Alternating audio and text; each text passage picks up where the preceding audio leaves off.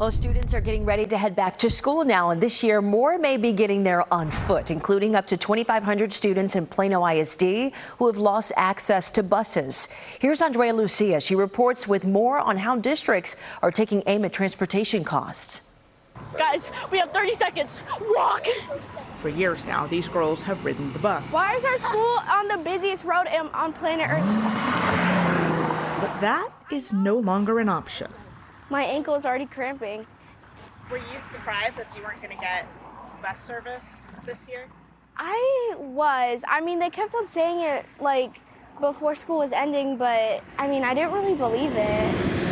Students living more than 2 miles from campus automatically qualify for free busing, as do those who face hazardous traffic conditions if they walked to school.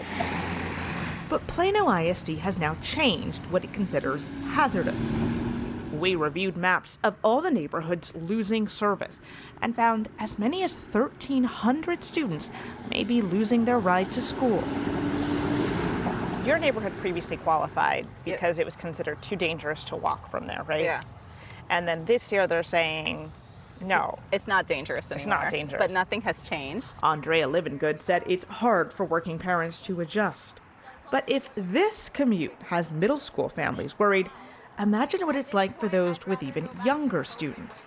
Take Sigler Elementary, a Title I school serving mostly low-income families with children as young as 4.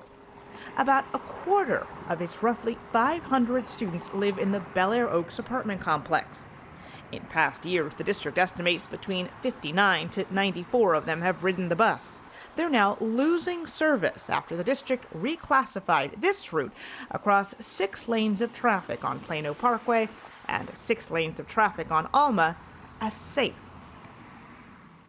Well, that was Andrea Lucia that was reporting, and of course this issue is raising a lot of questions. So Andrea Lucia, she's joining us live from Plano this morning. Andrea, why did this district even do this? Yeah, good question. First, I want to point out I'm at the intersection you just heard me talking about, Plano Parkway and Alma here. The district says it has been years since it visited these routes designated as hazardous and evaluated them. In many cases, there have been updates. There have been sidewalks added. There have been crosswalks added. In this case, there has been this pedestrian-activated crossing signal that was added. But if you go back and listen to the meetings where these decisions were made, it also becomes clear that this was a cost-cutting move. Plano ISD needs to cut spending. The superintendent, Dr. Teresa Williams, released a statement you can read on screen. It says, these updates were not sudden and they were not made lightly. They reflect months of planning, years of data, and a commitment to doing what's right for students, both in terms of safety and the responsible use of taxpayer resources. Ray, I have another question for you. Why transportation particularly? Is this happening anywhere else too? Yeah, absolutely. Nationwide, we've seen busing become a target. It has gotten more expensive in terms of the fuel, in terms of the labor, in terms of the buses themselves. There's also, this nationwide bus driver shortage that makes it difficult to staff. I am really curious, though, to look at how much funding is allocated. We found that the state here in Texas allocated Plano ISD, for example, about $2.5 million last year for transportation and expense that actually cost the district more than $20 million. And I like to say the district gets to keep that money because it has to pay the state. Over the last few years, it's paid literally hundreds of millions of dollars in recapture funds. So this is not about how much money it takes in school taxes. It's about how much money is left after it makes that payment. Right, and Andrea, I imagine that this move caught a lot of parents off guard. So what's been the community's reaction to all of this so far? I don't think anybody's happy about it, certainly.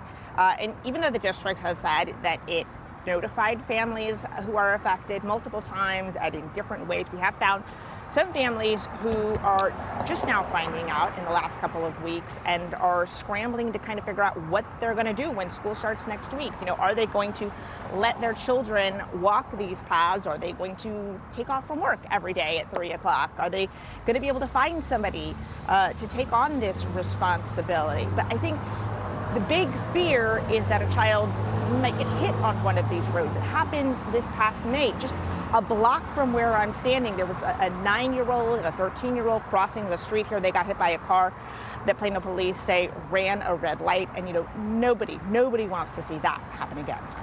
Andrea, good work, because this is such an important topic to discuss right as we, near the start of school. So catching a lot of parents off guard, like you said. Thank you so much for diving into this complicated issue. We appreciate it. Also, if you have an issue that you think our team needs to know about, all the information you need to contact them is on your screen right there. They're waiting to hear from you.